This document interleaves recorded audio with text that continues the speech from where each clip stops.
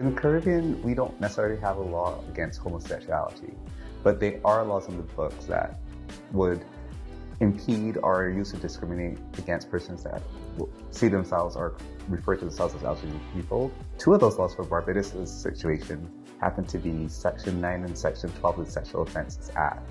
And one speaks to buggery and one speaks to sex for improper purpose. Within the Caribbean and all Commonwealth countries, there are similar constitutions and similar laws. So I think every past Commonwealth country has a buggery law on it. Barbados' punishment, if it was used in a court, was life.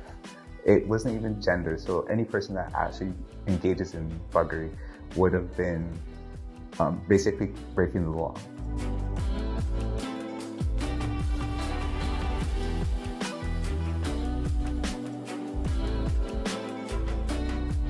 When you're talking to a person and trying to convince them to get into care, and they're saying, they're receiving discrimination from the orderlies, the nurses, some doctors. When you have a person that is seeing discrimination or feels criminalized, when they're accessing that, it's hard to convince them to seek that sort of care.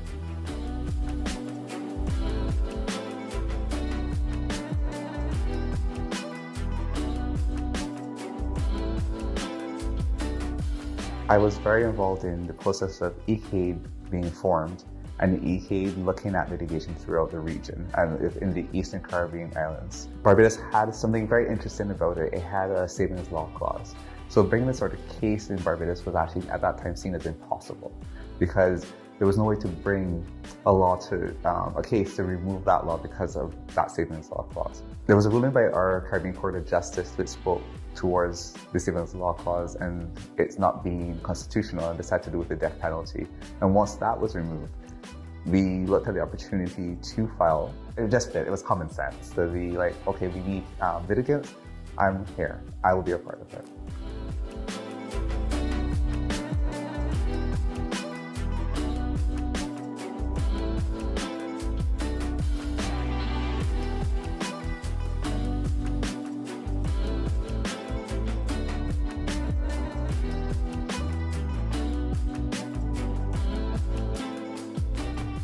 It's just a beautiful thing to see the growth, and this is not just the end, this is the beginning, as I keep saying.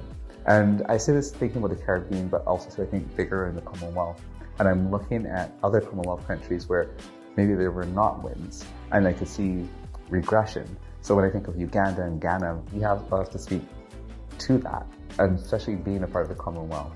Our governments are looking at trade. The Caribbean region, we're looking at trade with African countries is a beautiful thing. I think that cultural trade and that economic trade should happen, but we cannot do that when we're watching LGBT citizens in Ghana losing their rights. So as we are celebrating our wins, I think we also have to speak as well to what is happening there, because that can easily happen here. And we have seen the same push that US influences, Christian influences have had in the Caribbean, and they tried it here. It's just taking hold within some of these African countries.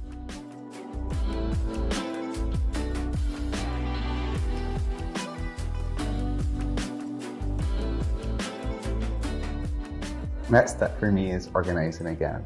We are looking at constitutional reform in Barbados, and so this is one way we're going to continue that conversation to make sure we're protected, we're included. And when it comes to policies and legislation, we're going to still lobby. We are continuing this fight, and we are still here. And that's for the broader society. We're still here, and we'll always be here. And I just hope that the same way that you enjoy your country, that we're able to enjoy the country the same way as you, with the same protections and the same legal rights.